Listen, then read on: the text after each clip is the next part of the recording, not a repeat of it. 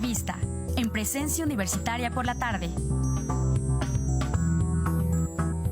Continuamos con más aquí en Presencia Universitaria. Vamos con una entrevista. Agradecemos que nos acompañe en esta tarde la doctora Raquel González Loyola, profesora investigadora de tiempo completo en la Facultad de Psicología, aquí mismo en la Universidad Autónoma de Querétaro. Vamos a platicar con ella, por supuesto, del tema de la salud mental, después de que el pasado 10 de octubre fue Día Mundial de la Salud Mental. Ya hemos tenido algunas reflexiones sobre estos temas y vamos a continuar, por supuesto, haciendo las reflexiones pertinentes. Le damos la bienvenida a la doctora Raquel González en esta tarde. ¿Cómo está, doctora?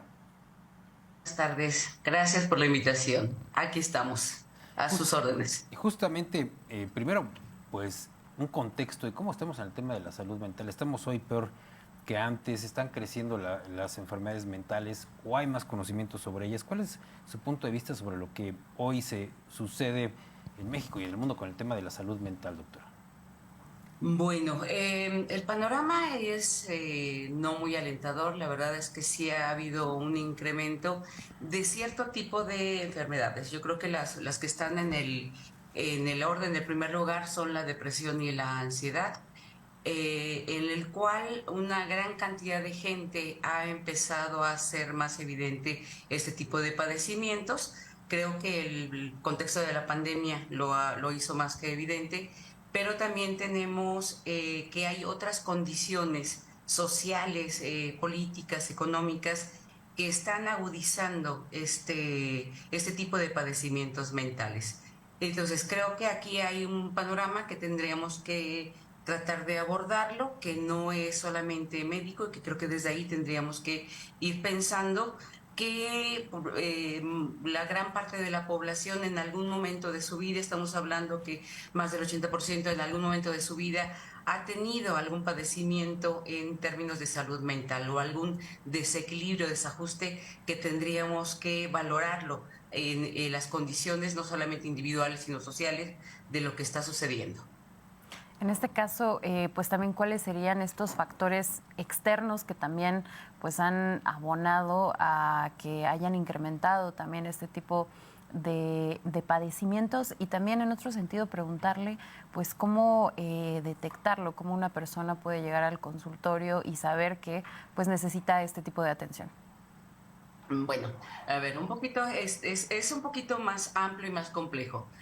Tenemos un contexto social en el cual hay una gran cantidad de desigualdades. Es terrible la desigualdad económica, la desigualdad social en nuestro país.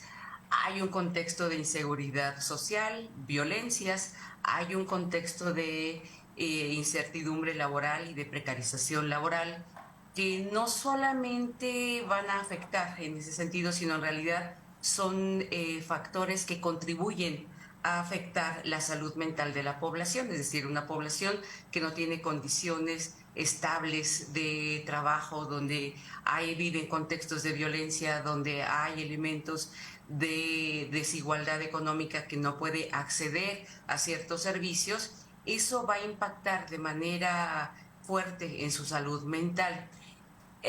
Y por el otro lado también tenemos un sistema de salud general en el cual debería de estar considerada la salud mental, pero no está explícita la atención a la salud mental, que tiende a la medicalización y a la psiquiatrización y no considera otros factores sociales en los cuales deba de atenderse la salud mental.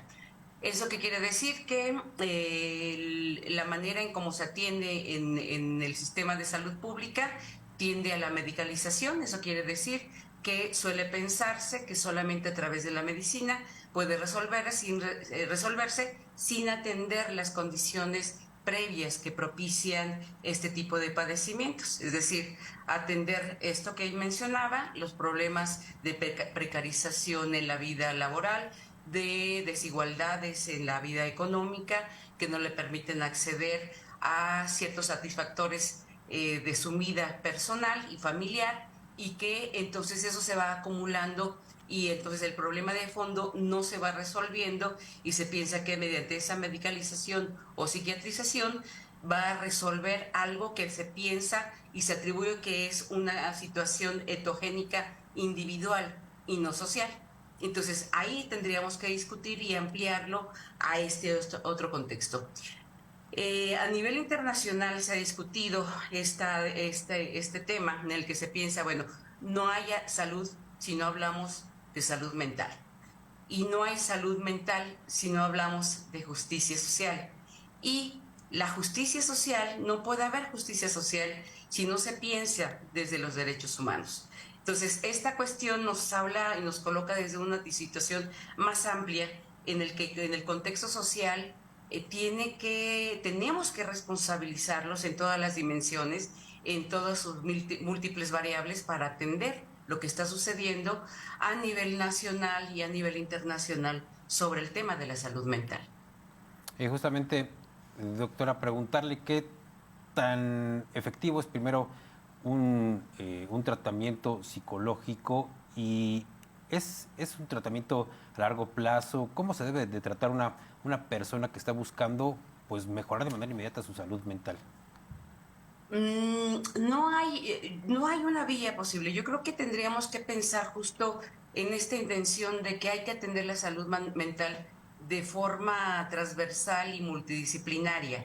Es decir, frente al inicio de ciertos padecimientos, obviamente lo mejor siempre es la prevención en estas condiciones, ¿no? Es decir, generar condiciones sociales que le permitan a los individuos poder recurrir a alguna solución que se identifique cuál es el origen de estos tipos de malestares antes de que acuse una situación de enfermedad mental, para pensarlo en que podemos mejorar esta calidad de vida de las personas.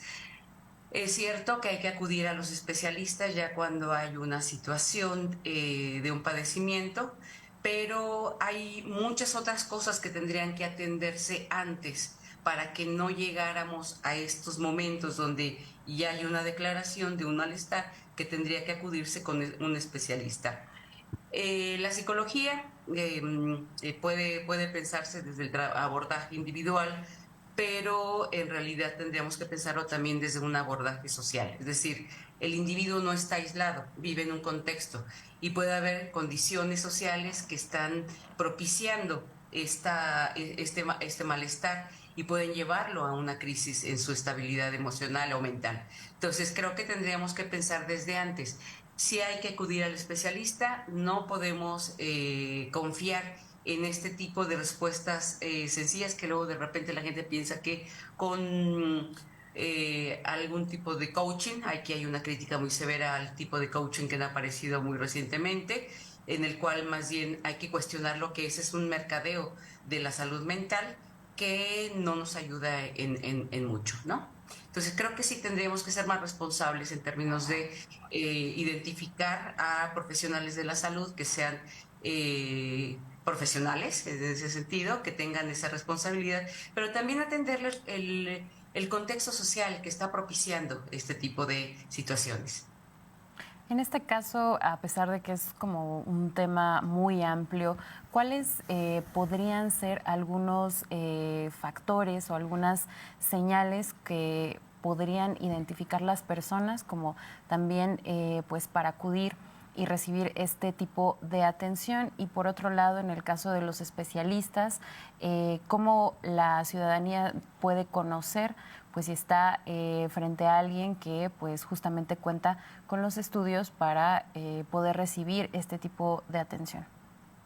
Bueno, yo creo que hay ciertos factores y que hay no puede ser una generalidad, y creo que tendríamos que ser como muy específicos de ese tipo de padecimientos. No podemos generar así una regla, sino que hay que identificar cuestiones que le están impidiendo a la persona funcionar en su vida cotidiana, ¿sí?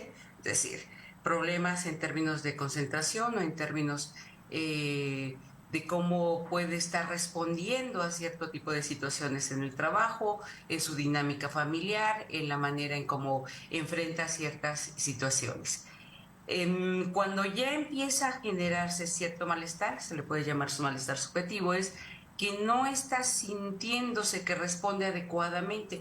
Y eso va a variar, esto dependiendo de lo que se trata. A veces tiene que ver con cuestiones como identificar algunos factores de depresión, que es cierto tipo de decaimiento, un no gusto por estar haciendo las actividades que antes le gustaban, falta de concentración, etc.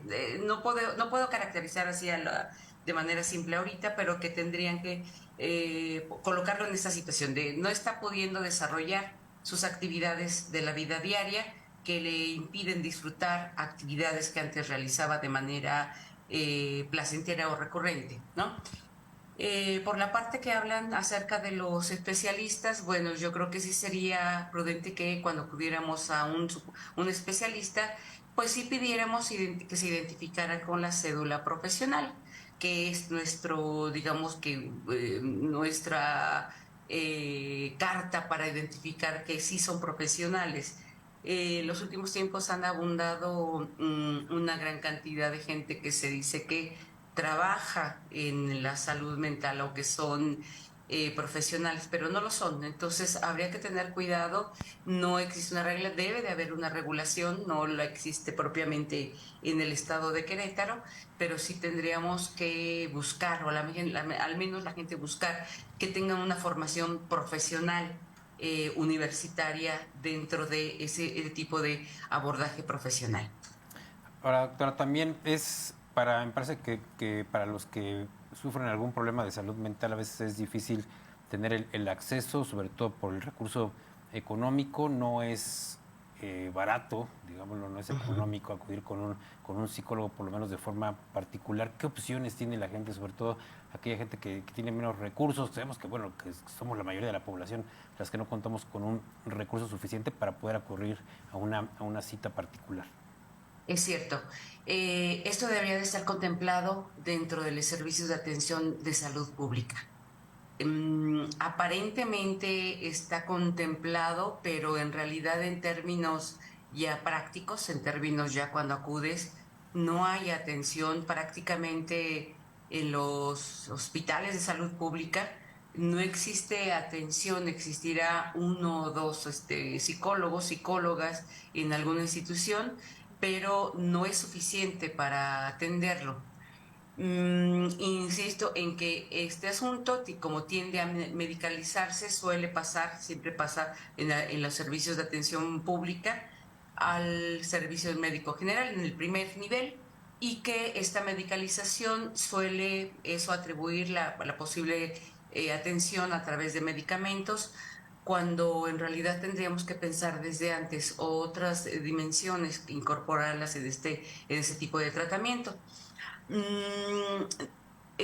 Tendríamos que considerar, la verdad es que habría que considerar más seriamente que la salud mental estuviera incorporada dentro de la cartilla de padecimientos que atiende la salud pública desde el primer nivel, y que no sea un médico, que no sea un psiquiatra, sino eso ya dependerá también del tipo de diagnóstico, si lo necesita o no, pero que el primer nivel estuviera la atención psicológica desde el segundo nivel de atención, y no esperar a que ya haya cuadros de diagnóstico más severos que tengan que acudir a la medicalización.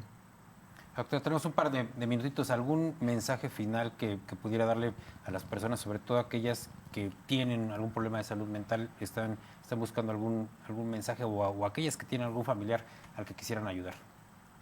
Pues más que a la población, bueno, la población obviamente que no estén dudando en pensar en acudir a un especialista, pero me gustaría más bien también llamar la atención a las instituciones responsables de este tema, que nos corresponde, tanto autoridades como instituciones, que tendrían que ofrecer, ampliar este tipo de servicio, abrirlo como un derecho humano, como un derecho social al que todos tendrían que tener derecho, y lamentablemente no es así. Entonces eso impide que la gente tenga acceso a la salud de manera decorosa, digna, que tendría que ser. Entonces, pues para la población yo creo que sería lo fundamental, que tomaran muy en serio que la salud mental es algo que debe atenderse en un primer momento, que tiene que ser, es parte de inicio, si se pudiera de preventivo, pero cuando ya hay situaciones de este tipo, pues sí hay que acudir con especialistas. Muchas gracias, doctora, por el día de hoy ofrecernos esta información. Le agradecemos mucho por atendernos. Gracias. Gracias a ustedes. Gracias a Mucho la doctora Raquel González Loyola, quien es profesora investigadora de la Facultad de Psicología de la Universidad. Pausa, volvemos.